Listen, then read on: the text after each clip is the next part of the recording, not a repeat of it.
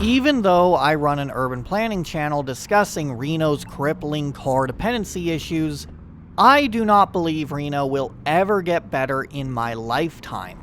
I know this may sound like an overly pessimistic point of view, but I cannot live somewhere, for years, see no improvements to pedestrian safety, bike infrastructure, transit service, or anything of that matter, and still remain optimistic.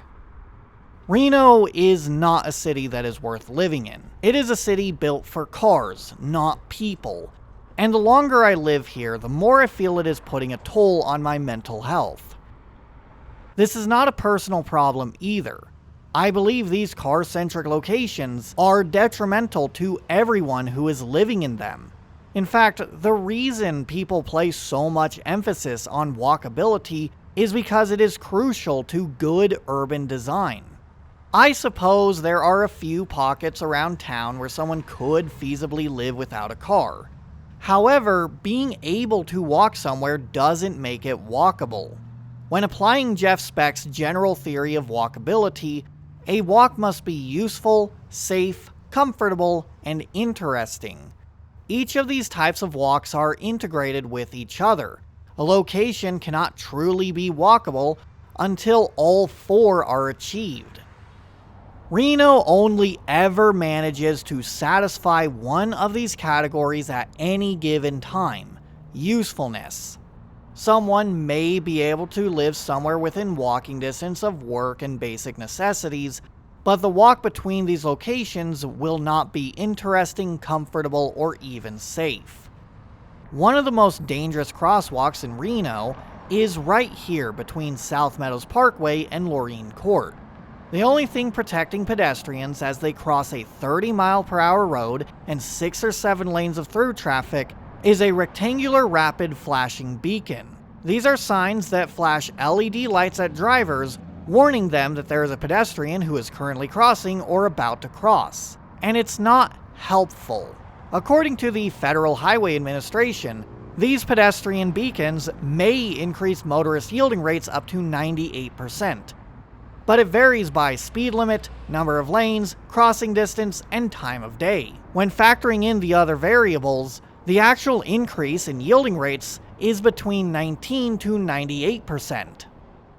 A 20% increase in yielding rates may be admittedly better than not having a pedestrian beacon at all, but safety is about feeling safe, which this crosswalk and others like it fail to achieve. I remember one day there were a few people waiting right here to cross, and they were rightfully terrified to do so, because, in their own words, the cars don't stop. Knowing that the cars would be more likely to stop after I start crossing, I just pressed the button and started walking to the other side. The other two people followed, and as we made our way across, one of them uttered just how insane this is. They weren't overreacting either. This should be the normal response when approaching one of these crossings. It is sad seeing safety not be treated more seriously in Reno. It could be replaced with a stoplight to make things a little better, but then you deal with other issues like right turns on red and drivers making left turns when you're trying to cross. Legally, pedestrians have right of way, but drivers often ignore that and assert dominance over the crosswalk. So it shouldn't be a surprise to find out that Reno is one of the most dangerous cities for pedestrians. Safety is paramount to making people feel comfortable walking around. If it's not safe due to all the other cars, it's not a comfortable walk either. Adding on to this, as someone walks along a strode, they are breathing in polluted air and listening to the constant sound of tires rolling on asphalt. It is not a pleasant place to be in, and most people would prefer to minimize their time here. It's certainly not an interesting walk either. Car-centric environments always feel like each other, even if they are 1,000 miles apart. There's nothing unique or stimulating about walking alongside a strode to a box store or a strip mall that is surrounded by a massive parking lot. Nobody is going to walk around here because they like the aesthetics. If anything, they would focus on their surroundings to avoid getting struck by a vehicle. Reno is not a walkable city. Instead, it is uncomfortable, uninviting, and outright hostile to anyone who is not inside of a vehicle.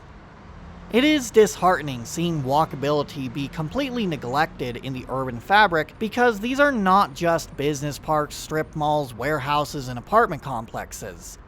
These are places people spend time in as a resident, a shopper, an employee, a commuter, and so on. These places should at least feel worth spending time in. Doing otherwise makes living in the city feel miserable, and that unhappy feeling does impact other drivers. Everyone has to commute as part of their daily routine. Some people may accept even longer commutes, thinking that it'll pay off in the form of cheaper housing or better job opportunities, but according to a 2004 study titled "Stress That Doesn't Pay," people with longer commutes actually tend to be more dissatisfied with life. The longer driving times were simply making their lives worse.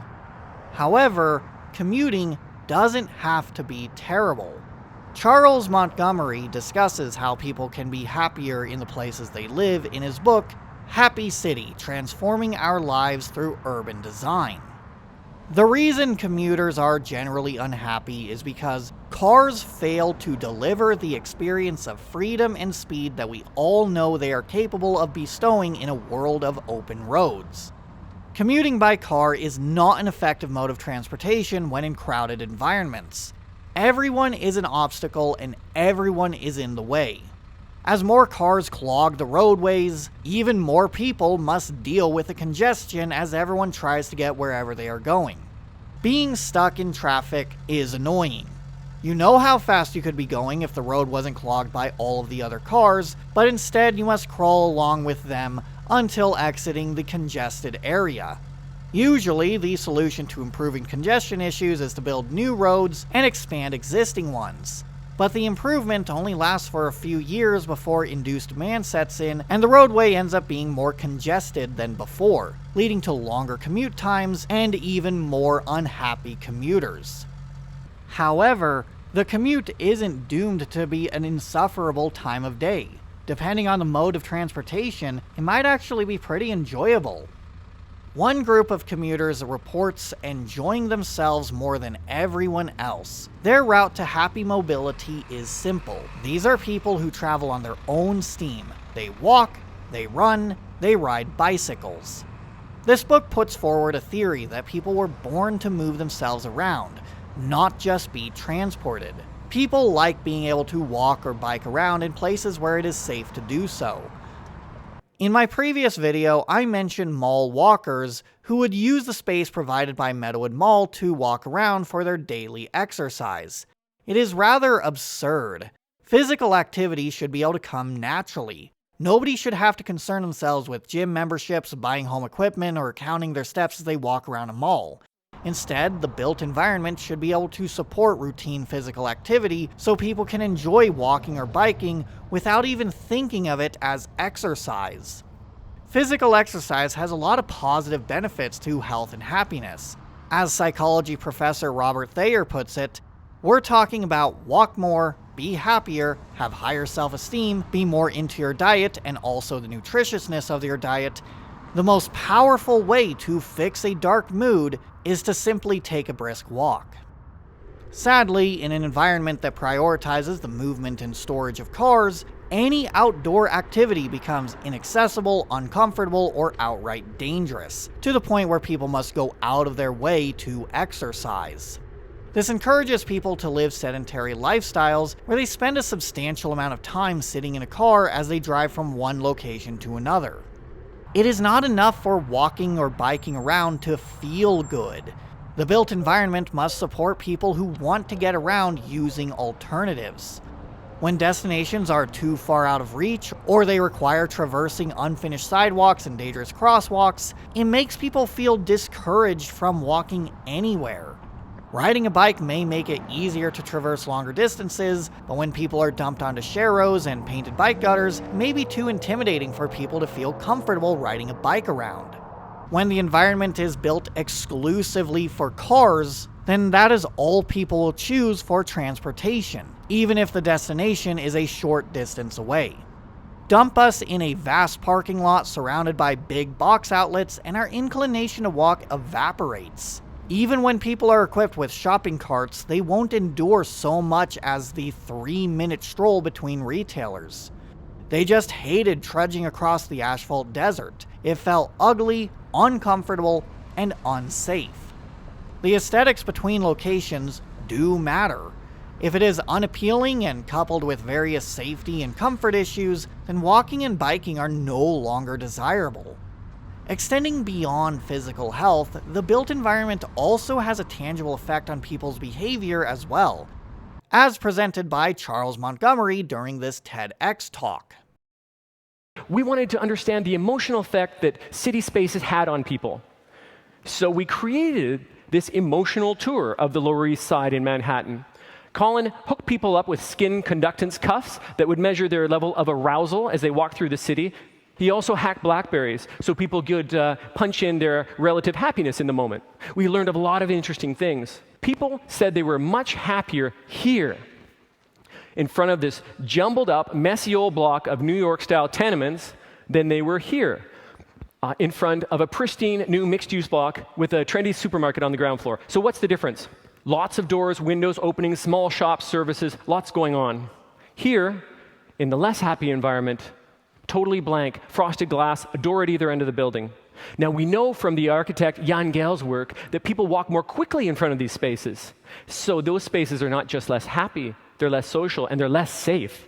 But do these spaces actually also have a behavioral effect? Do they change the way we treat other people? And what we found was remarkable. People were much more likely to help out our lost tourists in front of varied, active, lively street edges than they were in front of blank environments. Urban design shapes people's behavior, health, and happiness in important ways that should not be overlooked. Montgomery suggests that making people happier requires having complex environments, and also injecting green space and other natural settings that people can interact with. Unfortunately, it would be difficult to weave more of this green space into urban environments because the space caters to cars. Private vehicles require far more space for movement and storage than any other alternative, and when multiplied across thousands of people, the space occupied by parking lots, stroads, and other forms of car infrastructure instead of nature quickly adds up. There may be some landscaping on the side of stroads and trees planted in parking lots, but that is not enough. The interesting walk must be coupled with a comfortable, safe, and useful walk. Landscaping across an ugly, smelly, dangerous stroad does not negate the fact that it is not a place people really want to spend time in. People need to have aesthetically pleasing places that they are constantly interacting with so they can enjoy exploring the built environment without a vehicle. When the city does nothing but scream, "You do not belong here if you are not inside of a car," then it is not a place worth living in. Reno fails to be a livable city. It's not walkable, it's filled with ugly environments, and I am doubtful that this will improve in the near future. The most effective way for someone to improve their quality of life is to leave and find somewhere that actually values nice, walkable places. I genuinely wish I had a better solution than this. It sucks feeling like you cannot live somewhere because it refuses to build for anything other than cars. Not everyone can leave for various reasons, such as needing to be close to family, job security, or not being able to afford elsewhere. The alternative is to stick around, try to advocate for change, even if there is no guarantee that it will happen in a reasonable amount of time or at all. People can't wait for things to incrementally get better over the course of decades. By then, the problem is going to be even worse and there will be a bigger mess to clean up. Until city leadership, traffic engineers, and state departments of transportation are willing to usurp the status quo, the only real option is to get out of places like Reno. I personally have a plan to leave Reno. I've always had my eyes set on Seattle, but I don't really know what the future will bring. I am open to other opportunities. Either way, I want to make sure that this is my last year in Reno. I'm still going to make content wherever I go. I just wish I could have used Reno as an example of what to do rather than what not to do while I was still here.